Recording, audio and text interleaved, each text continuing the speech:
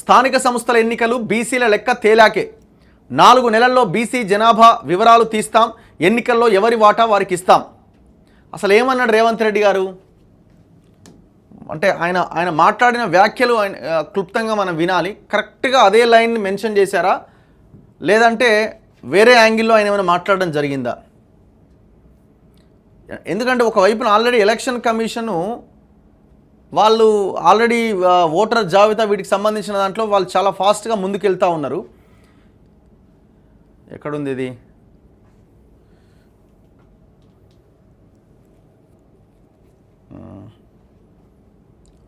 లాస్ట్లో మాట్లాడతాడు, ఇందులో ఉంటుంది. అసలు ఆయన ఏమన్నారు అన్నది ఒక్కసారి విందాము. ఎందుకంటే ఈ కులగణన అన్నది చాలా కీలకం. రాబోయే లోకల్ బాడీ ఎలక్షన్స్లో 42% రిజర్వేషన్ అమలు చేస్తామని కామారెడ్డి డిక్లరేషన్లో కాంగ్రెస్ హామీ ఇచ్చి ఉన్నది.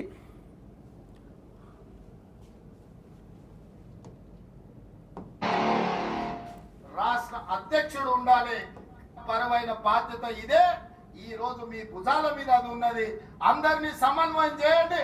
గ్రామ గ్రామాల కార్యకర్తలు జెండా మోచినోళ్లను అవసరం గెలిపించాల్సిన బాధ్యత మన మీద ఉన్నది. మహేష్ గౌడ్ గారు మిమ్మల్ని అందరినీ సమన్వయం చేస్తారు. మిమ్మల్ని గెలిపించుకున్నప్పుడే కాంగ్రెస్ గెలిచినట్టు పునరంకితం అవుదామని తెలియజేస్తూ మీ అందరి దగ్గర ఎంపీటీసీలు జడ్పీటీసీలు రాబోయే 3-4 నెలల బీసీ కమిషన్ చైర్మన్ గా నిరంజన్ గారిని నియమించినాం.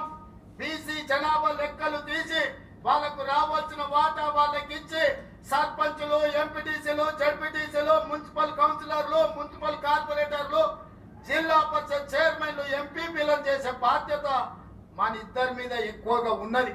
ముఖ్యమంత్రిగా నేను, పిసిసి అధ్యక్షుడిగా మీరు సమన్వయం చేయాలి. ఇప్పటి వరకు జరిగిన ఎన్నికలు ఎమ్మెల్యేలు, ఎమ్మెల్సీలు, ఎంపీలు.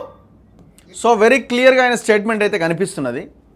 కులగణన మేము చేస్తాం, జనాభా లెక్కలు తీస్తాం, బీసీలని ఎంపీటీసీలుగా, జెడ్పీటీసీలుగా, సర్పంచ్లుగా మేము తయారు చేస్తామని అంటున్నారు. ఇచ్చిన హామీకి కట్టుబడి ఉండండి. మీరు గతంలో మేనిఫెస్టోలో పెట్టారు, మళ్ళీ ఇప్పుడు చేస్తామంటున్నారు. ఖచ్చితంగా మీ స్టేట్మెంట్ ఆహ్వానించదగిందే. ఎంతవరకు అది ఫుల్ఫిల్ చేస్తారు ఏంటి అన్నది ప్రజలైతే చాలా నిశ్చితంగా గమనిస్తున్నారు. చేయండి, చేసి శభాష్ అనిపించుకోండి.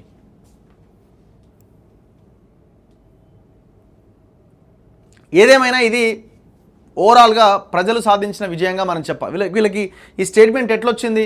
అసలు వీళ్ళకి చేయడం అన్నది ఎట్టి పరిస్థితుల్లో ఇష్టం లేదు. కానీ గ్రౌండ్ లెవెల్లో జరిగిన మూమెంట్ కానీ, ఈ వాదం చాలా బలంగా ఉందని గమనించడం కానీ, ఇచ్చిన హామీ మీద రేపు పొద్దున్న ఎలక్షన్స్కి పోతే మొత్తం మనం ముందు నుంచి చెప్తున్నాం, బీసీలు ఎవరెవరైతే మీ గ్రామాల్లో కొంత ఆర్థికంగా బలంగా ఉన్న వాళ్ళు ఎవరైతే ఉన్నారో నామినేషన్లు వేయడానికి రెడీ అయిపోండి అని. ఎందుకంటే ఈసారి కనుక మిస్ అయితే మళ్ళీ 5 ఏళ్ళు ఆగాల. ఇది ఎంత భయంకరమైన విషయం ఇది. 5 సంవత్సరాలు ఆగాల. ఎందుకు ఆగాల? ఎవరి కోసం ఆగాల? ఎవరి జనాభా ఎంత, ఎవరి వాటా ఎందుకు వాళ్ళకి రావట్లేదు? సో దీనికి మొత్తానికి ప్రభుత్వం తలొగ్గింది. మరి వీళ్ళు చేస్తారా చేయరా అన్నది రాబోయే రోజుల్లో మనం చూద్దాం.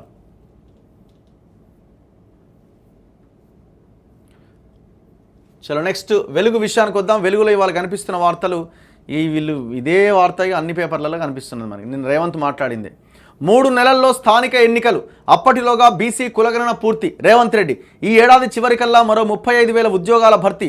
రాబోయే పంట నుంచే సన్నవడ్లకు 500 రూపాయల బోనస్. ఇచ్చిన మాట ప్రకారం రుణమాఫీ చేసినాం, రాజీనామా చేస్తానన్న హరీష్ ఏడ దాక్కున్నాడు.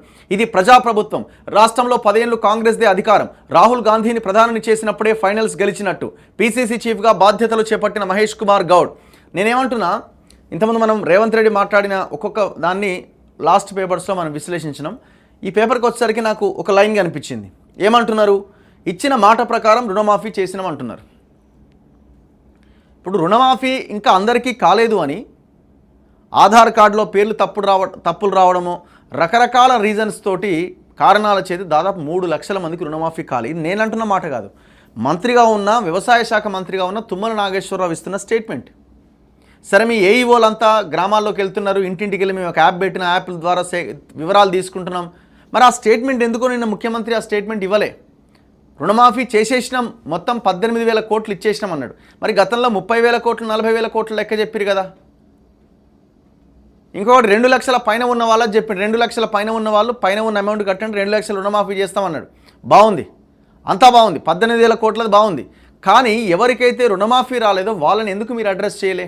ఒక్క పదం కూడా రాలేదు కదా. ఎంతోమంది సఫర్ అవుతున్నారు కదా.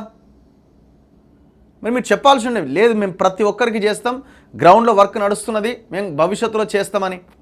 మరి ఆ లైన్ అయితే మీరు ఎక్కడ వినిపించలేదు. చేసేసినామన్నారు మొత్తం, మరి చేయలేదు, మొత్తం ఇంకా ఉన్నది. మీరు చేసింది 18,000 కోట్ల లెక్కనే. ఆ విడుదల చేసిన 18,000 కోట్లు కూడా అందరికీ రాలే. ఇంకా మంత్రి గారే చెప్తున్నారు 3 లక్షల మందికి ఇంకా రావాల్సి ఉన్నదని. ఏది 2 లక్షల వాళ్ళతో కలుపుకుంటే అనుకుంటా మొత్తం 3 lakhs అబో ఇంకా రుణమాఫీ కాని రైతులు ఉన్నారు.